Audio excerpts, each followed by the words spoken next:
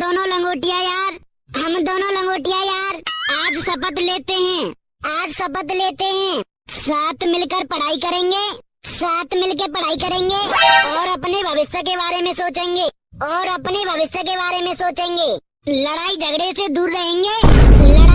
से दूर रहेंगे दारू शराब को हाथ नहीं लगाएंगे अरे यार जब कहूँ बियर पी लेंगे दुनियादारी से दूर रहेंगे नाते रिश्तेदार गए तेल लेने आज इसी वक्त लौंडियाबाजी छोड़ देंगे। बोलना भैया जी ना बोलूंगा मुंह पे ना छूटेगी लौंडियाबाजी में तो धक्का पेल करूंगा मोहल्ला में करूंगा अड़ोसी पड़ोसी में करूंगा रिश्तेदारी में करूंगा जहाँ जाऊंगा मैं करूंगा बता छोड़ेगा